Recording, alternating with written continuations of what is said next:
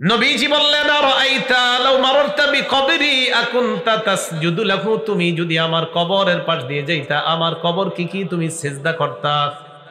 কি বল, নবীজি কি দুনিয়াতে না কবরে? ওই যখন কথাটা বলতেছে উনি কি কবরে না দুনিয়াতে? নবীজি বললেন, তুমি যদি আমার কবরের পাশ দিয়ে যাইতে, আমার কবরকে সিজদা করতা? সাহাবী জবাব দেয়, জি না। নবীজি বললেন, যেমনি ভাবে আমার কবরকে সেজদা দেওয়া হারাম, তেমনি ভাবে আমাকেও সেজদা দেওয়া হারাম। আল্লাহর পরে যিনি শ্রেষ্ঠ, এই জগতে শ্রেষ্ঠ, পরের জগতেও যিনি শ্রেষ্ঠ, তাকে সেজদা দেওয়া হারাম। শ্রেষ্ঠ মানুষের শ্রেষ্ঠ কবরকেও সেজদা দেওয়া হারাম। শ্রেষ্ঠ মানুষকে বলেন সেজদা দেওয়া হারাম, শ্রেষ্ঠ মানুষকে, শ্রেষ্ঠ কবরকে। অতএব দুনিয়ার অন্য কোন পীর ফকির তাকে এবং তার কবর মাজারকে সেজদা দেওয়া হারাম। কথা বুঝে আসছে? বুঝে আসছে না আন্দাজি? হ্যাঁ, তাহলে দলিল আছে? কবরকে যে সেজদা দেওয়া শিরক, এটার দলিল আছে? মানুষকে সিজদা দেওয়া শিরক, এটার দলিল আছে? তাহলে আল্লাহ ছাড়া কাউকে সিজদা দেওয়া শিরক, আল্লাহ ছাড়া কাউকে সিজদা দেওয়া হারাম। নবীজি এটাই বলতেছেন, ফালা আ'বুদুল্লাযীনা তা'বুদুনা মিন দুনিল্লাহ, আল্লাহ ছাড়া তোমরা যাদের ইবাদত করো আমি তাদের ইবাদত করি না। ওয়ালাকিন আ'বুদুল্লাহাল্লাযী ইয়াতাওয়াফফাকুম, আমি ইবাদত করি ওই আল্লাহর, যে আল্লাহ তোমাদেরকে মরণ দিবেন, যে আল্লাহ তোমাদেরকে। আচ্ছা, নবীজির দিয়ে আল্লাহ বলাইতেছেন যে আল্লাহ তোমাদেরকে মরণ দিবেন, তো নবীজির মরণ দিবেন কে? তো নবীজি ওনাদের কাফেরদেরকে বলতেছে যে আল্লাহ তোমাদেরকে মরণ দিবেন। কথা বুঝেন, যে আল্লাহ তোমাদেরকে মরণ দিবেন। আমি আপনাদেরকে বললাম যে আল্লাহ আপনাদেরকে মরণ দিবেন, আমারই দিবে কে? নবীজির আল্লাহ এই কথাটা এইভাবে বলানোর উদ্দেশ্য হলো এই, ইমানদার আমরা যারা, আমরা তো বিশ্বাস করি যে আমাদের মরণ দিবেন আল্লাহ, তো বেঈমানদেরও যে মরণ দিবেন আল্লাহ, এটার গুরুত্ব দেওয়ার জন্য আলাদাভাবে নবীর মাধ্যমে বলাইলেন, ও কাফেররা, আমি ওই আল্লাহর ইবাদত করি যে আল্লাহ তোমাদেরকেও মরণ দিবেন, যে আল্লাহ তোমাদেরকে মরণ দিবেন। তোমরা আল্লাহ ছাড়া যাদের ইবাদত করো তারা কিন্তু তোমাদের জীবনও দেয় না, মরণও দেয় না। নমরুদ ইব্রাহিম আলাইহিস সালাতু ওয়াস সালাম মুখোমুখি হয়ে গেছে। মুখোমুখি হওয়ার পর আল্লাহ পাক রব্বুল আলামিন ঘটনাটা আমাদেরকে খুব সুন্দরভাবে জানিয়ে দেয়। আলাম তারা ইলাল্লাযী হাজ্জা ইব্রাহিমা ফি রাব্বিহি আন আতাহুল্লাহুল মুলক, সূরা বাকারা 258 নম্বর আয়াত। আল্লাহ বলেন, আলাম তারা ইলাল্লাযী হাজ্জা ইব্রাহিমা ফি রাব্বিহি আন আতাহুল্লাহুল মুলক, আপনি কি ওই ব্যক্তিকে দেখেন না যে ব্যক্তি ইব্রাহিম নবীর সাথে তার রবের ব্যাপারে ঝগড়া করেছে? যে রব তাকে রাজত্ব দিয়েছে, মানে নমরুদকে রাজত্ব দিয়েছে, ওই রব, যে রব নমরুদকে রাজত্ব দিয়েছে, ওই নমরুদ ইব্রাহিম নবীর সাথে ঝগড়া করেছে, আপনি কি তাকে দেখেন নাই? আল্লাহ জানায়া দেয়, ইব্রাহিম নবীর সাথে নমরুদের ঝগড়া হয়। ইব্রাহিম নবী প্রমাণ পেশ করলেন, রব্বি আল্লাযী ইউহয়ী ওয়া ইউমীত, আমার রব মরণ দেয়, আমার রব জীবন দেয়। বলেন, আমাদের রব জীবন দেয়, আমাদের রব, আমাদের রব। ইব্রাহিম নবী বললেন, রব্বি আল্লাযী ইউহয়ী ওয়া ইউমীত, আমার রব জীবন দেয়, আমার রব মরণ দেয়। তো এই তাফসীরের কিতাবে আছে, বিভিন্ন কিতাবের মধ্যে আছে, নমরুদ কয়, ক্বালা, নমরুদ কয়, আনা উহয়ী ওয়া উমীত, আমিও জীবন দেই, আমিও মরণ দেই, অতএব আমিও খোদা। আলহামদুলিল্লাহ। কথা বুঝছেন নি? ইব্রাহিম নবী কয়, আমার রব জীবন দেয়, আমার রব মরণ দেয়। নমরুদ কয়, আমিও জীবন দেই, আমিও মরণ দেই, অতএব আমি খোদা। দুইজনে আটক করছে। আটক করার পর একজনকে জেলখানায় ঢুকায় আর একজনকে ছেড়ে দেয়। যাকে বাহিরে আনছে তাকে হত্যা করে। হত্যা করার পর ইব্রাহিম নবীর কয়, দেখো আমি মারলাম, সে মরণ দিস। আর যাকে জেলখানায় রাখছে, রাখার পর ছেড়ে দিছে, দেওয়ার পর কয়, দেখো আমি তার জীবন দিলাম। আটক করছে কয়জন? একজনে মারছে, আরেকজনে ছেড়ে দিছে। যাকে মারছে তার ব্যাপারে কয়, দেখো আমি মারলাম। যাকে ছেড়ে দিছে তার ব্যাপারে কয়, আমি জীবন দিলাম। এটারে জীবন দেওয়া, মরণ দেওয়া কয়? ইব্রাহিম নবী বললেন, ফাইন্নাল্লাহা ইয়াতি বিশ-শামসি মিনাল মাশরিক, তাহলে ঠিক আছে, ইব্রাহিম নবী চিন্তা করলেন, এটা তো আজাইরা যুক্তি দিবে, এর এমন একটা কথা বলা দরকার যে কথা বলার পর প্রশ্নের আর জবাব দিতে পারবে না। ইব্রাহিম নবী বললেন, ফাইন্নাল্লাহা ইয়াতি বিশ-শামসি মিনাল মাশরিক, আল্লাহ প্রতিদিন সূর্য পূর্ব দিক থেকে উঠায়, ফাতি বিহা মিনাল মাগরিব, তুমি আগামীকাল পশ্চিম দিক থেকে উঠাও। আল্লাহ সূর্য উঠায় কোন দিক থেকে? তো আল্লাহ আমার রব, তুমিও তো বলছো তুমি একজন রব, তো আমার রব সূর্য উঠায় পূর্ব দিক থেকে, তো তুমিও তো রব, তোমার দাবি অনুযায়ী তুমি পশ্চিম দিক থেকে সূর্য উঠাও। নমরুদ চিন্তা করে গেছে যে এটা তো একটা কোনো মতে বুঝ দিয়ে দিছি, আগেরটা এটা কি বুঝ দিব। ফাবহিতাল্লাযী কাফার, আল্লাহ বলেন যে কাফের, যে আমি রবকে অস্বীকার করেছে, নিজেকে রব দাবি করেছে, সে ধরাশয়ী হয়ে গেল, ইব্রাহিম নবীর সাথে পরাজয় বরণ করে। তাহলে আমাদের রব জীবন দেন, আমাদের রব মরণ দেন। এবার আপনারা বুঝে থাকলে বলেন, যারা আল্লাহ বিশ্বাসী তাদের মরণ দেন কে? যারা আল্লাহ বিশ্বাস করে না তাদেরও মরণ দেয় কে? এই জন্য আল্লাহ নবীজির মাধ্যমে বলায়, নবী আপনি বলেন, ওয়ালাকিন আবুদুল্লাহাল্লাযী ইয়াতাওয়াফাকুম, আমি ইবাদত করি ওই আল্লাহর, যে আল্লাহ তোমাদেরকে মরণ দেন। পরে একটা আজীব কথা আসছে, মন দিয়ে শুনেন। ওয়া উমিরতু আন আকুনা মিনাল মুমিনিন, আমাকে আদেশ করা হয়েছে আমি যেন মুমিনদের অন্তর্ভুক্ত হই। এটা সূরা ইউনূসের 104 নম্বর আয়াত।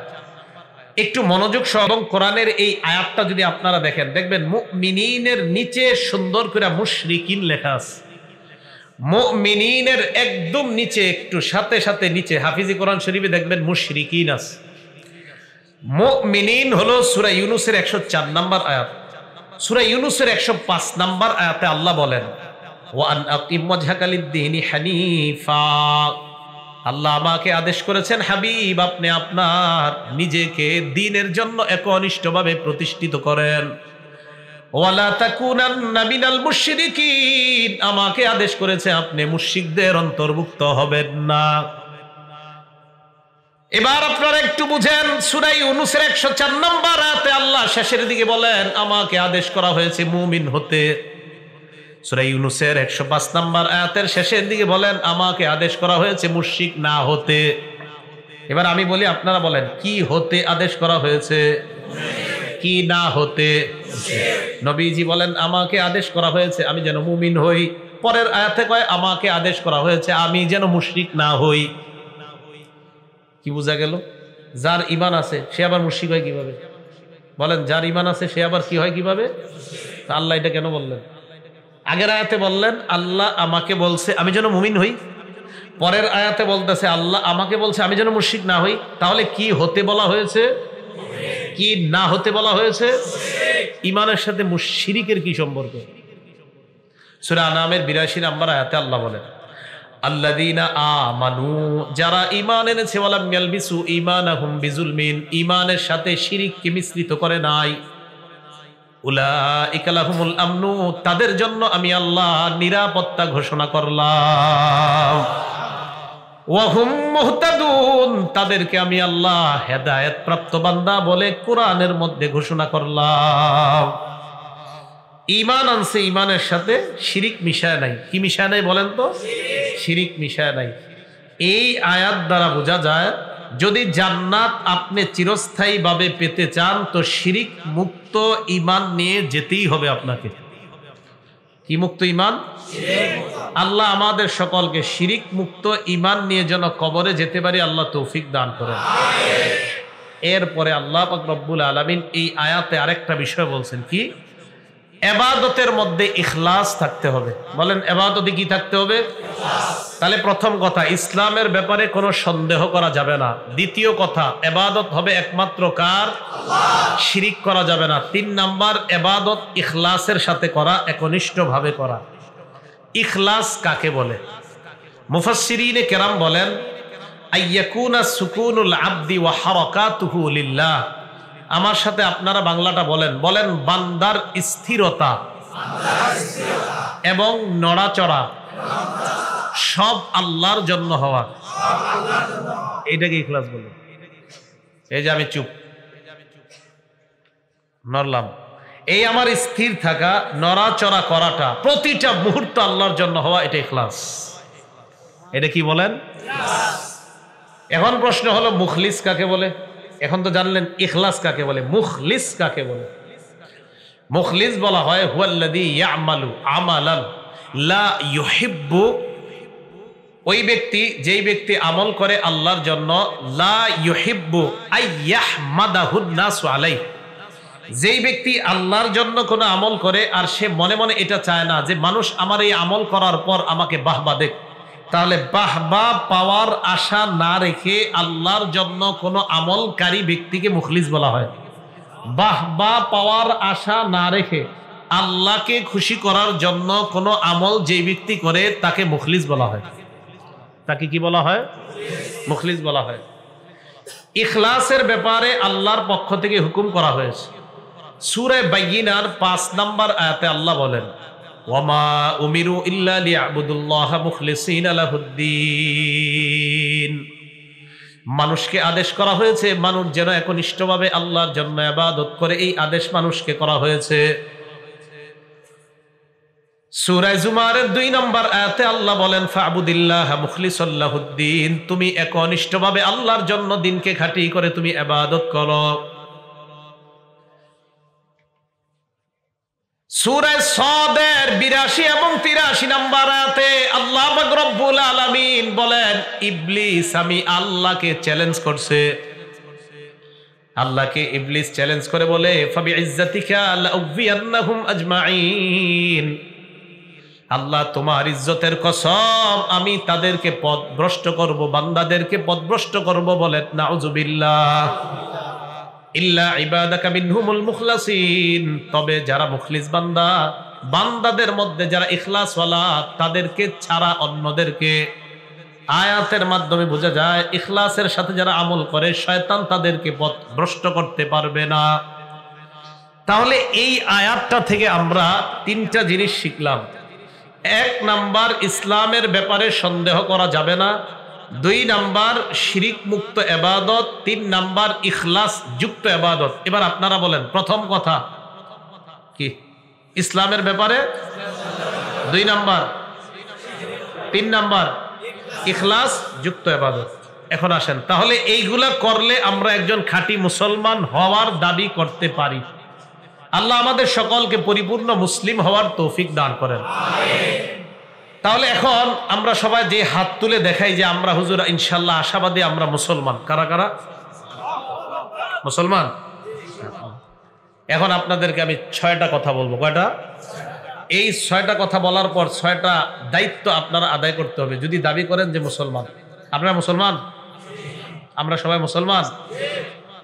এক মুসলমানের জন্য আরেক মুসলমানের ৬টা হক। বলেন কয়টা? মুসলিম শরীফের ২১৬২ নম্বর হাদিসের বর্ণনা। ক্বালা রাসূলুল্লাহ সাল্লাল্লাহু আলাইহি ওয়াসাল্লাম, নবীজি বলেন, হাক্কুল মুসলিমি আলাল মুসলিমি সিত্তুন, এক মুসলমানের উপর আরেক মুসলমানের ৬টা হক। ১ নাম্বার, ইদা লাকিতাহু ফাসাল্লিম আলাইহি, মুসলমানের সাথে যখন তুমি সাক্ষাৎ করবে তখন তাকে সালাম দিবা। তাহলে আবার আগের আলোচনায় আসেন, আল্লাহ নবী আয়াতের মাধ্যমে আমাদেরকে জানায় দেয় ইসলামের ব্যাপারে সন্দেহ করা যাবে না। ২ নাম্বার, মুসলমান হওয়ার পর ইবাদত যখন করবা শিরিক মুক্ত ইবাদত। ৩ নাম্বার, ইখলাস যুক্ত ইবাদত। আয়াতের আলোকে আমরা দাবি করলাম আমরা মুসলমান। নবী হাদিসের মধ্যে কয় তুমি যদি মুসলমান হও তাহলে মনে রাখবা এক মুসলমানের জন্য আরেক মুসলমানের ৬টা হক। ১ নাম্বার, যখন দেখা হবে তাকে সালাম দিবা। ২ নাম্বার, ইদা দাআকা ফাজিবহু, মুসলমান যখন তোমাকে দাওয়াত দেয় তার দাওয়াত গ্রহণ করবা। কি গ্রহণ করবা?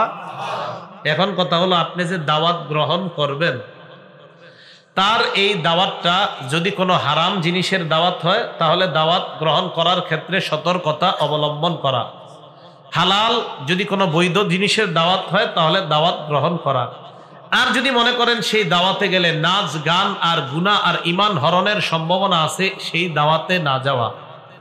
৩ নাম্বার, ওয়া ইদাস্তানসাহাকা ফানসাহলা, মুসলমান তোমার কাছে কল্যাণ কামনা করলে তার কল্যাণকামী হওয়া। ৪ নাম্বার, ওয়া ইদা আতাসা ফাহামিদাল্লাহ, কোন মুসলমান হাঁচি দেওয়ার পর যদি আলহামদুলিল্লাহ বলে ফাশাম্মিতহু, তুমি তাকে ইয়ারহামুকাল্লাহ বলে দোয়া করা। ৫ নাম্বার, ইদা মারিদা ফাউদ্হু, কোন মুসলমান যখন অসুস্থ হয় তাকে তুমি দেখতে যাও।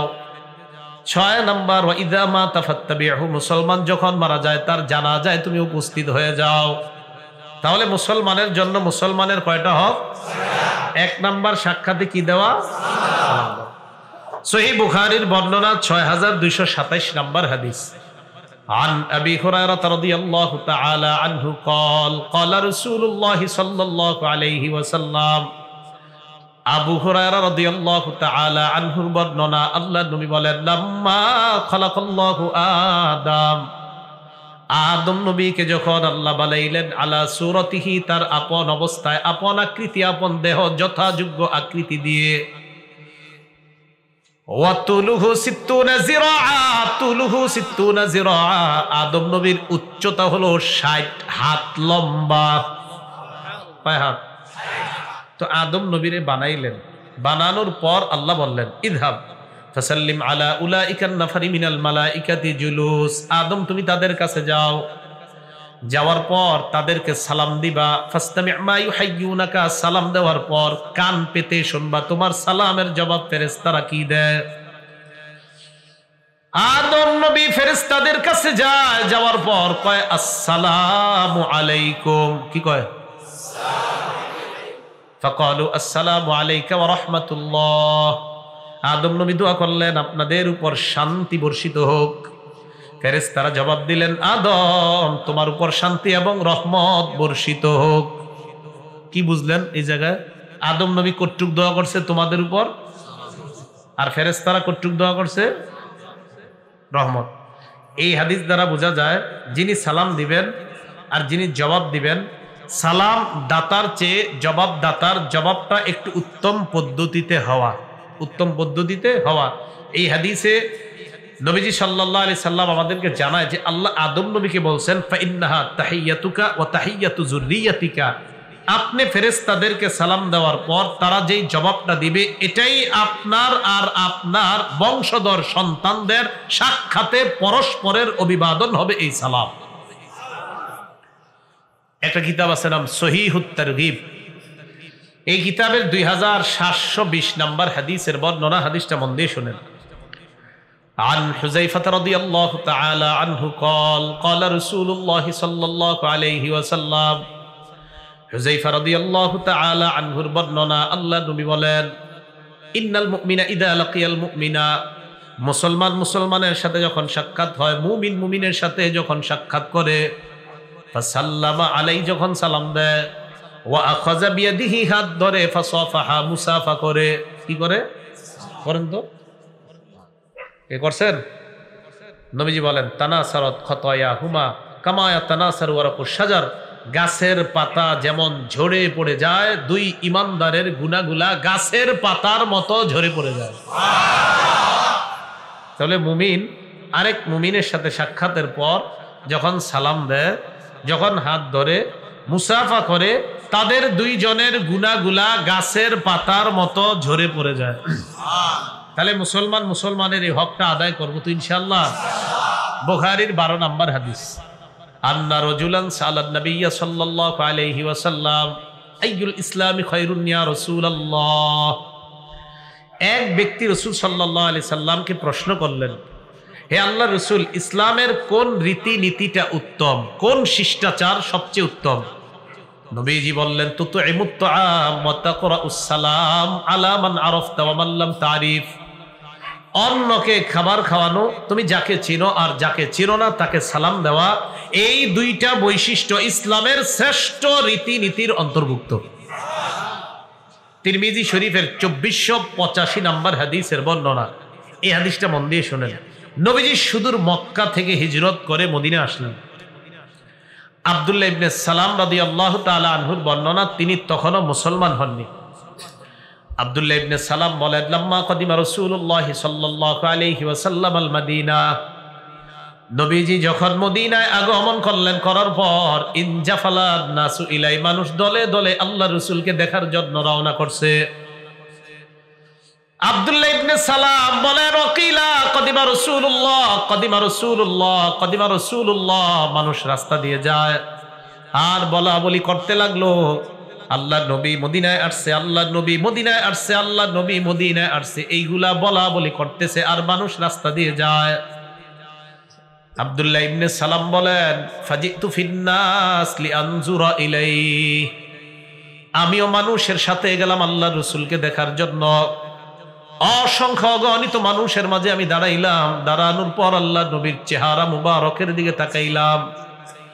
ফালাম্মাস্তাবানতু ওয়াজহা রাসূলিল্লাহি সাল্লাল্লাহু আলাইহি ওয়াসাল্লাম, আমি যখন আল্লাহ নবীর চেহারা মুবারক ভালো করে দেখলাম, আরাফতু আন্না ওয়াজহাহু লাইসা বিওয়াজহি কাজ্জাব, আমি তার চেহারা দেখেই বুঝতে পারলাম এটা কোনো মিথ্যাবাদীর চেহারা না। উনি তখনও মুসলমান হননি, আব্দুল্লাহ ইবনে সালাম। তিনি বলেন, নবীজি এত দূরে আসছে, আসার পর তিনি আমাদের সামনে দাঁড়াইলেন, দাঁড়িয়ে উনি ভাষণ দিলেন। ভাষণের মাঝে 4টা কথা গুরুত্ব সহকারে বললেন, কোন বর্ণনায় 3টা বা 4টা। নবীজি সব মানুষকে ডাক দিয়ে বললেন, ইয়া আইয়ুহান নাস আফশুস সালাম, হে মানুষ তোমরা সালামের ব্যাপক প্রচার প্রসার করো। ওয়া আতইমুত তাআম, তোমরা খাবার খাওয়াও।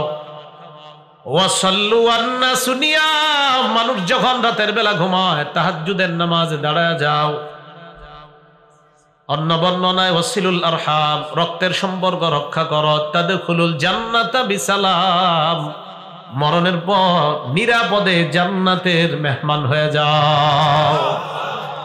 তাহলে সালামের মাধ্যমে নবীজি সাল্লাল্লাহু আলাইহি সাল্লাম ভাষণ শুরু করলেন যে তোমরা সালামের ব্যাপক প্রচার ঘটাও। বলেন আমরা কি মুসলমান? আমরা কি মুসলমান? আমরা কি মুসলমান? নবীজি মক্কা থেকে হিজরত করে মদিনায় এসে সর্বপ্রথম মুসলমানদের সামনে দাঁড়াইলেন, আবার অমুসলিমরাও তাদের সাথে ছিলেন। নবীজি দাঁড়িয়ে বললেন সর্বপ্রথম যেই কথাটা প্রচার করার জন্য, এটা কি? মুসলিম শরীফের 54 নম্বর হাদিস। আমরা কি মুসলমান? বা বলেন মুসলিম। কিতাবের নামও মুসলিম।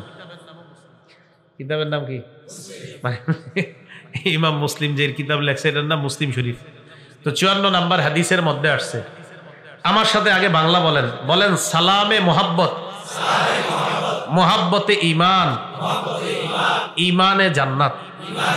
আবার সালামে মোহাব্বত, মোহাব্বতে ঈমান, ঈমানে জান্নাত।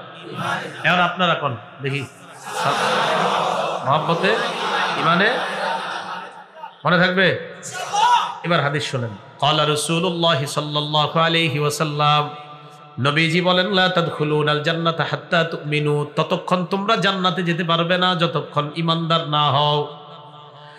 ওয়ালা তুমিনু হাত্তা তাহাব্বু, ততক্ষণ ঈমানদার হতে পারবে না যতক্ষণ একে অপরকে ভালো না বাসো।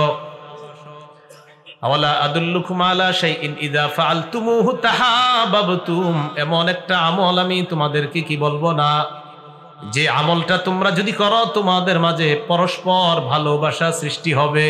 আফশুস সালাম বাইনাকুম, একে অপরের মাঝে তোমরা সালামের প্রচার ঘটাও। সালাম যত বেশি দিবা মোহাব্বত বাড়বে, মোহাব্বত বাড়লে ঈমান বাড়বে, ঈমান বাড়লে তোমার ঠিকানা জান্নাত। তাহলে সালামে মোহাব্বতে ঈমানে হাদিসে আসেনি? তিরমিজি শরীফের 2698 নম্বর হাদিসের বর্ণনা। আজকে এই মাহফিল থেকে যখন আপনারা বাসায় যাবেন, যাওয়ার সাথে সাথেই এই হাদিসে একটা আমলের কথা নবী বলবেন, এই আমলটা আপনারা করবেন। একদম সহজ করা। আগে হাত তুলে বলেন কারা কারা আমলটা করবেন। আসলে কিন্তু আমি বলার পরে অনেকে কি বলবে, হুজুর রে, হুজুর আমার তো লজ্জা করে আমলটা করতে। হাত নামান, মানে এখন তো হাত তুলছেন, কিন্তু এই জায়গার অনেকে বলবে, হুজুর এটা হুজুরে কি কইলো, ওয়াদা করাইলো, কিন্তু এটা তো লজ্জা করে। কি করে? এবার আমল শোনেন। নবীজি সাল্লাল্লাহু আলাইহি সাল্লামের সাহাবী আনাস রাদিয়াল্লাহু তাআলা আনহুর বর্ণনা, তিনি বলেন, ক্বালা লি রাসূলুল্লাহ সাল্লাল্লাহু আলাইহি ওয়াসাল্লাম, নবীজি আমাকে বলেন, ইদা দাখালতা আলা আহলিকা ফাসাল্লিম, তুমি যখন তোমার পরিবারের কাছে প্রবেশ করবা তখন তুমি সালাম দাও। কি দাও? ইয়াকুন বারাকাতান আলাইকা ওয়া আলা আহলিক, তোমার সালাম তোমার জন্য আর তোমার পুরা পরিবারের জন্য বরকতের কারণ হয়ে যায়। তো আপনারা সালাম দিবেন ওয়াদা করছেন না? হুজুর আম্মারে সালাম দিতে লজ্জা পাই, আব্বারে কেমনে সালাম দেয় হুজুর, মুসাফা তো পরে, এটা তো সম্ভবই না। হুজুর বিবিরে আবার কেমনে স্বামী সালাম দেয়? যেগুলা মারে সালাম দিতে লজ্জা পায়, বাবারে সালাম দিতে লজ্জা পায়, বিবিরে সালাম দিতে লজ্জা পায়, এগুলা পর নারীকে সালাম দিতে মজা পায়। বিবিরে সালাম দিতে লজ্জা পায়। যেই ছেলে তার বিবিরে সালাম দিতে লজ্জা পায় মানে সে তার বিবির শান্তি চায় না। সালাম মানে কি? আর যদি বিবিরে সালাম দিতে লজ্জা পায় মানে সে তার বিবির শান্তি হোক এতে সে লজ্জিত। কেউ তার মাকে সালাম দিতে লজ্জা পাওয়া মানে সালাম মানে কি? শান্তি। তো কেউ তার মাকে সালাম দিতে লজ্জা পাওয়ার মানে হলো না না আমার আম্মার শান্তি হোক হুজুর, ছি আমি লজ্জিত, আম্মার শান্তি না হোক। এটাই তো। কারো বাবাকে কেউ সালাম দিতে লজ্জা পাওয়ার অর্থ হলো এই হুজুর ইডে কি কর, কেমনে আব্বারে মানুষ সালাম দেয়, মানে আপনার আব্বার শান্তি হোক এতে আপনি লজ্জিত। এটাই তো বুঝে আসে। তাহলে যারা এরপরেও এইভাবে আপনাদেরকে কথাগুলা বলার পরেও যদি আপনাদের এখনো লজ্জা না হয়, তাহলে আজকে থেকে মা বাবা ভাই বোন বিবি সবাইকে সালাম দিবেন। আচ্ছা বিবিরে মানুষ মহব্বত করে না? মাকে মহব্বত করে না? বাবাকে করে না? তাহলে আবার আগের হাদিসটা একটু আমরা আবার দোহরাই, সালামে মহব্বতে ইমানে। তো মানুষ তো মাকে এমনি মহব্বত করে, তো সালাম দিলে তো মহব্বতের মিটার আরো বাড়বে। মানুষ তার বাবাকে মহব্বত করে, তো সালাম দিলে তো মহব্বতের মিটার আরো বেড়ে গেল। স্ত্রীকে মহব্বত করে, এই স্ত্রীকে মহব্বত এমনি মানুষ করে, তা সালাম দিলে তো মহব্বতের মিটার বাড়লো, ইমানেরও পাওয়ার বাড়লো, জান্নাত সহজ হয়ে গেল। আল্লাহ আমল করার তৌফিক দান করেন। তাহলে ঘরে ঢোকার সময় আমরা সালাম দিব, ঠিক আছে না ইনশাআল্লাহ? এই আমলগুলা করেন। আপনাদেরকে ইমাম সাহেবদেরকে আইসা বলে হুজুর 10 বছর 15 বছর বিয়ে হয়েছে এখনো শান্তি নেই, আপনি গত 10 বছরে বিবিরে সালাম দিয়েছেন একদিনও? কথার কথা যদি কর না, তাহলে আপনি যে বললেন যে হুজুর গত 10 বছর বিয়ে করছি প্রতিদিন ঝগড়া হয়, আপনি তো একদিন সালাম আপনিও বিবিকে দেন নাই, বিবি আপনাকে দেয় নাই। ভাইও আজকে থেকে সালামের প্রচার ঘটান।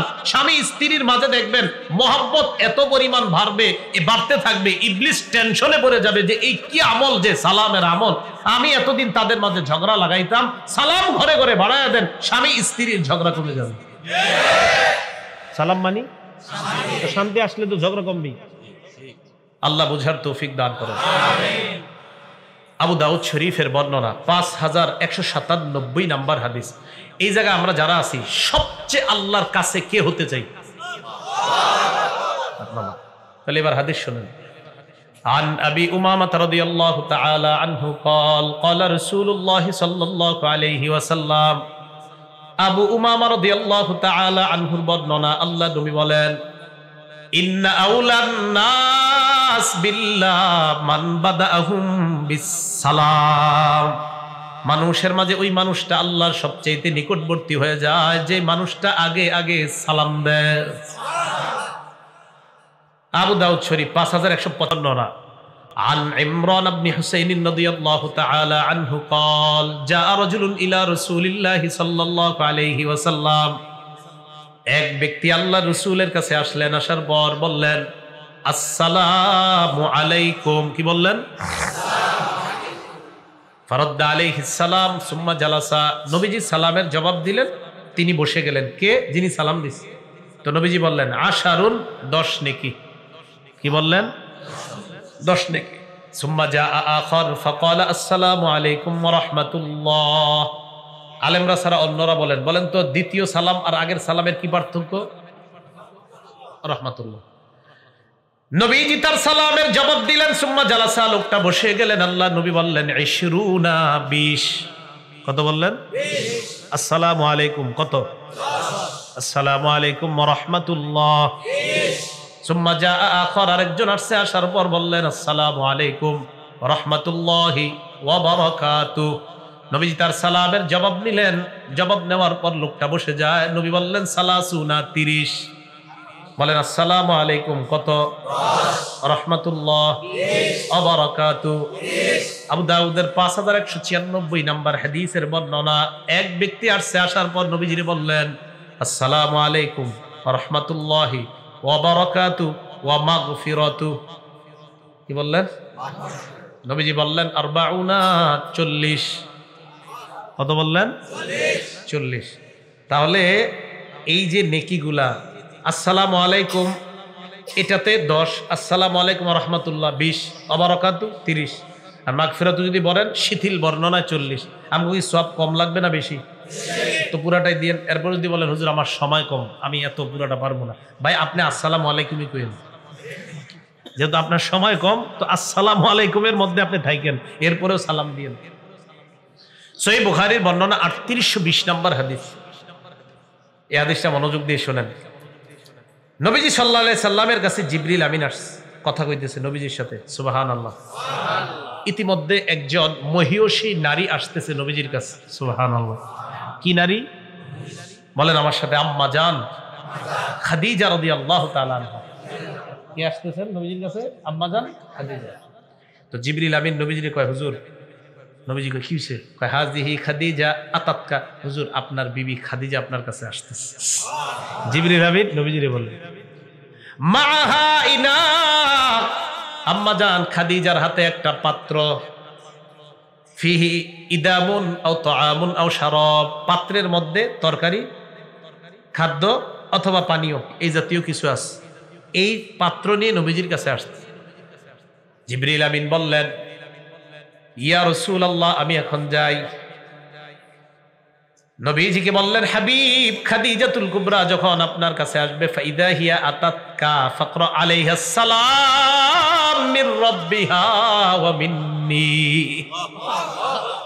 হুজুর খাদিজা আপনার কাছে আসলে বলবেন, খাদিজাকে তার রব আর আমি জিবরিল আমিনের পক্ষ থেকে সালাম।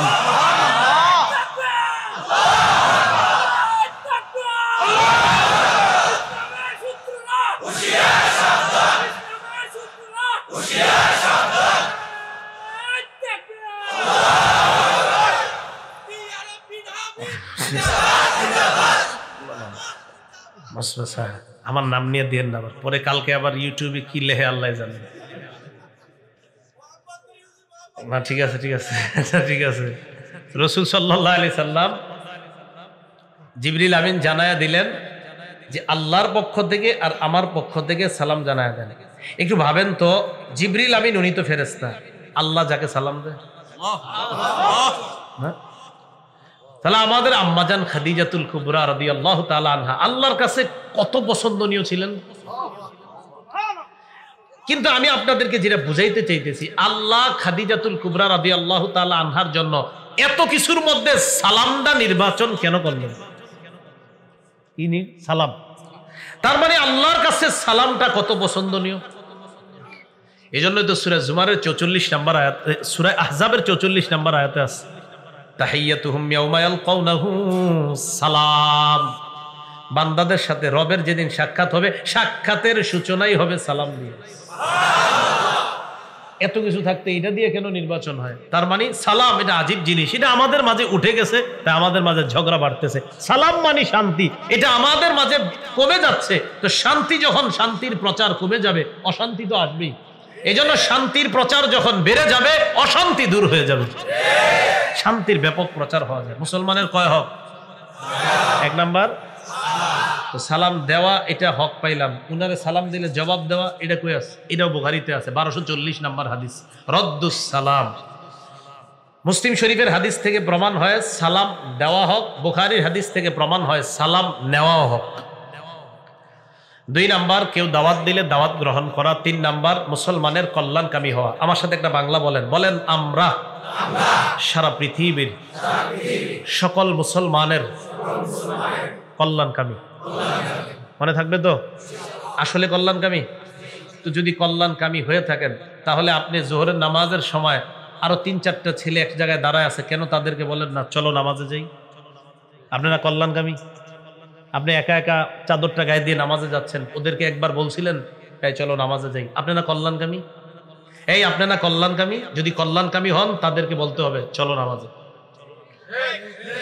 সহিহ বুখারীর 57 নম্বর হাদিস, জারীর ইবনে আব্দুল্লাহ রাদিয়াল্লাহু তাআলা আনহু বলেন, বায়াতু রাসূলুল্লাহ সাল্লাল্লাহু আলাইহি সাল্লাম আলা ইকামিস সালাহ ওয়া ইতাইজ যাকাত ওয়া নুসহি লিকুল্লি মুসলিমিন। আমি নবীজির কাছে বায়াত হলাম এই মর্মে, আমি নামাজ প্রতিষ্ঠিত করব, আমি যাকাত দিব, আমি সারা পৃথিবীর সব মুসলমানের কল্যাণকামী হব। তাহলে গার্মেন্টস শ্রমিকরা মাশাআল্লাহ মাহফিলের আয়োজন করছেন, এক শ্রমিক নামাজে যাচ্ছেন, আরেক শ্রমিক দেখতেছেন যে উনি একটু উল্টাপাল্টা কোনো কাজে আছে, তাহলে আপনি যদি তার কল্যাণকামী হন, আস্তে বুঝিয়ে শুনিয়ে এটা চলো নামাজে যাই চলো, আপনি তার কল্যাণকামী। শ্রমিকদের মাঝে সালামের ব্যাপক প্রচার প্রসার এটা আজকে থেকেই শুরু হওয়া উচিত।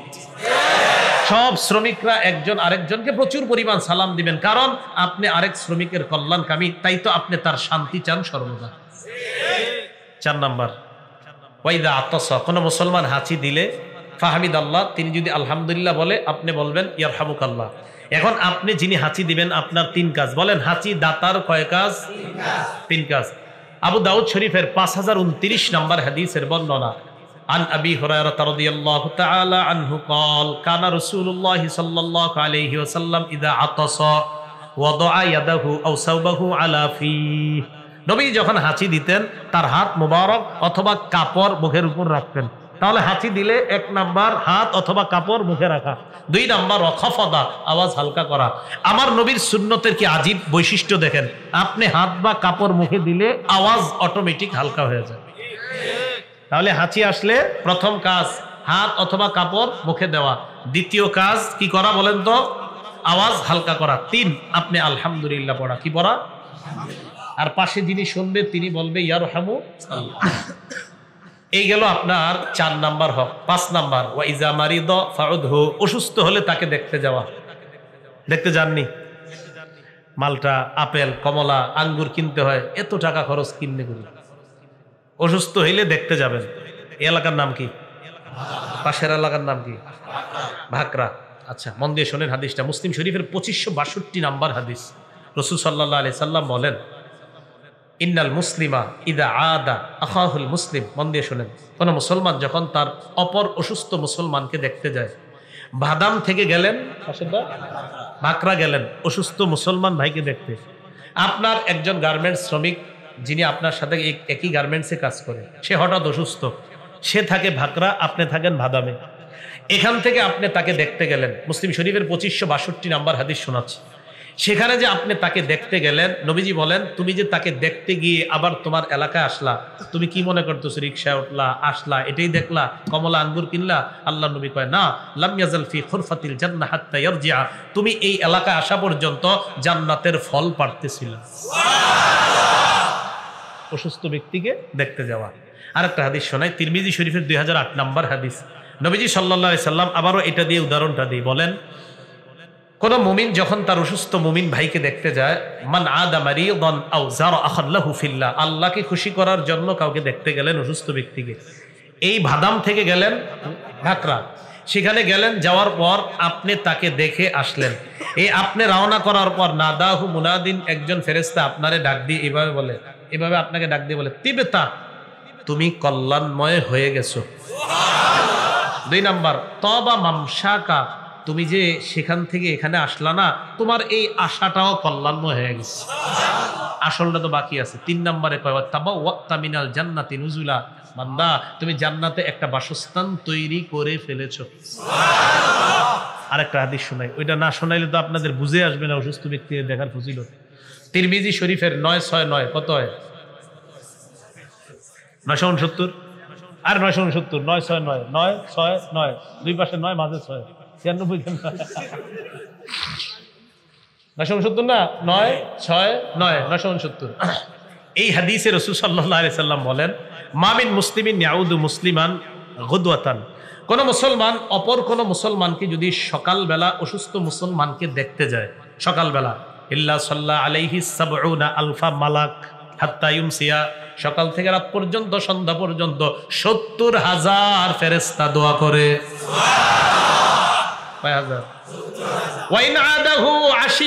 যদি সন্ধ্যাবেলা দেখতে যান, ইল্লা সাল্লা আলাইহি 70 আলফা মালাকিন হাত্তা ইউসবিহা, আর যদি সন্ধ্যায় দেখতে যান পরের দিন সকাল পর্যন্ত 70,000 ফেরেশতা দোয়া করে।